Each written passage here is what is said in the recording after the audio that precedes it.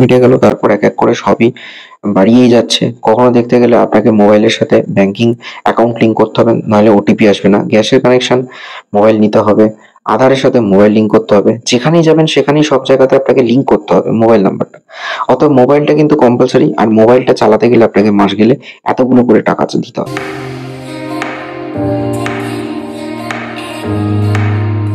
Last এক সপ্তাহ আগে জিও ফোন তাদের রেট চার্জ বাড়িয়েছে।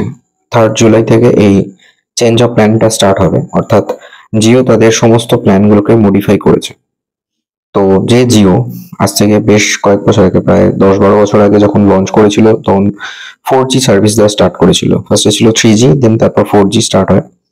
যে জিও প্রথমে ফ্রিতে সার্ভিস দেওয়া শুরু করেছিল, সেই জিও আস্তে আস্তে 1 বছর বোধহয় ফ্রিতে সার্ভিস দিল, দেন তারপর 100 টাকা, 150 টাকা, তারপর 150 টাকাতে বেশ কয়েক বছর চালানোর পর তারা শুরু করলো 200 টাকা, 200 টাকাতে বেশ কয়েক বছর করার পর মোস্ট প্রবাবলি 2021 সালে করলো 239 টাকা। আমি এগুলো সবই বলছি 1 মাসের প্ল্যান, যেখানে 1.5 GB করে ডেটা পাওয়া যায় আর আনলিমিটেড কল থাকে, পার ডে 100টা SMS করতে পারে স্মার্টফোন থেকে। সেই প্ল্যানটার কথা বলছি, যেটা ম্যাক্সিমাম লোকজন ইউজ করে 28 দিনের জন্য। তারপর সেই প্ল্যানটা এখন বাড়িয়ে এক ঝটকায় বাড়ানো হচ্ছে 299 বা 300 টাকা, 1 টাকা কম, 300 টাকা। আমাকে একটা কথা বলুন, যে আম্বানি রিসেন্টলি তার ছেলের বিয়ের জন্য একবার ইন্ডিয়াতে পার্টি করলো, দেন আবার ইটালিতে একটা পার্টি হলো, সেখানে লিমিটেড নাম্বার অফ দ্য সেলিব্রিটিরা গেছিল, জাহাজে পার্টিটা হয়েছে।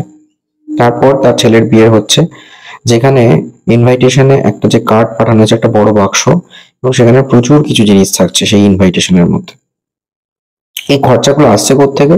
না, খরচাগুলো তুলছি কিন্তু আমরাই, জিও থেকে। জিও প্রথমে সার্ভিসটা শুরু করেছিল পুরোটাই ফ্রিতে। আমি আজকে একটু ডিটেলে বলি। জিও প্রথমে সার্ভিসটা শুরু করেছিল পুরো ফ্রিতে, অর্থাৎ পুরো ফ্রিতে সবকিছু দেওয়া হচ্ছে জিও সার্ভিসে। ওদের যে মান্থলি সাবস্ক্রিপশন গুলো রয়েছে, মানে আপনার মোবাইল ফোনে যে চার্জ করছেন, রিচার্জ করছেন, তার সাথে কিন্তু এই জিও সাওয়ান, জিও মিউজিক এবং তার সাথে ধরুন জিও সিনেমাগুলোকে অ্যাড করে দিচ্ছে, মানে অপশন রেখেছে, আপনি চাইলে সেখান থেকেও নিতে পারবেন। তাহলে এইভাবে দেখা যাচ্ছে বিয়ের খরচ বলুন, কি যাই বলুন, সোনার মোড়ানো পোশাক বলুন, সবই কিন্তু এই জিও থেকে তুলে নিচ্ছে।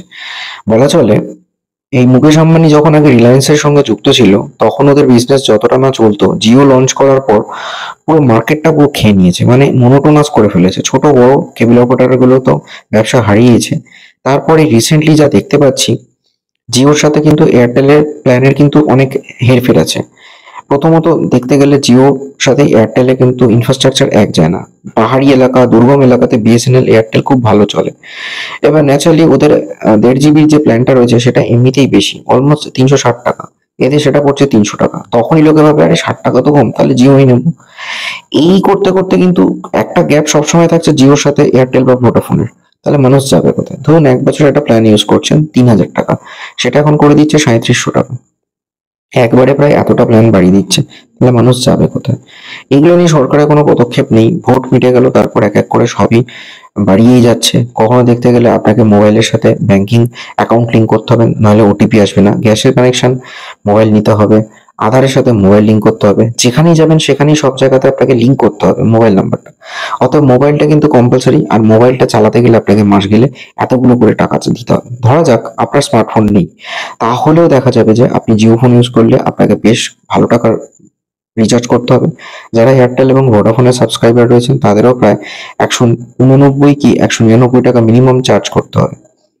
যারা নর্মাল ফোন ইউজ করেন, ধরা যাক আমার বাড়ির ক্ষেত্রেই বলি, বাবা যেটা ইউজ করছে সেটা 179 টাকা ছিল, সেটাও 199 হয়ে যাচ্ছে ভোডাফোনের ক্ষেত্রে মিনিমাম মান্থলি রিচার্জ, মানে 28 দিনের জন্য। তাহলে এই হচ্ছে সিচুয়েশন, যে ফোনটা তো খুব এখন একটা প্রয়োজনীয় জিনিস মানুষের সাথে কন্ট্যাক্ট করতে গেলে। কেন, 28 দিনের মাথায় যেই না আপনার প্ল্যান শেষ হয়ে যাবে, ডিসকানেক্ট করে দেবে, ইনকামিং আউটগোয়িং হবে না, তাহলে আপনাকে রেগুলার বেসে রিচার্জ করতে হবে।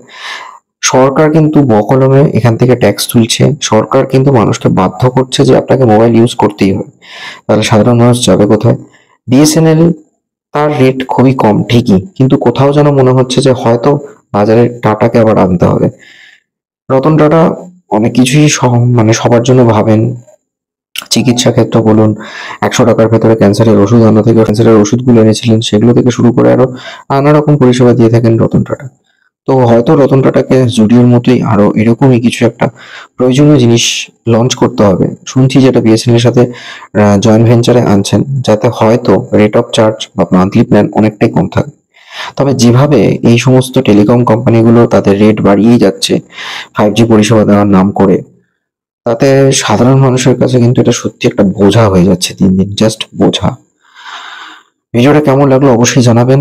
ভিডিওটা প্রাসঙ্গিক, বর্তমান পরিস্থিতিতে যেভাবে সব জিনিসের দাম বাড়ছে, সেখানে মোবাইল ফোন রাখাটা যেমন প্রয়োজনীয়, কিন্তু রিচার্জ করাটাও কিন্তু সবার পক্ষে সম্ভব নয়।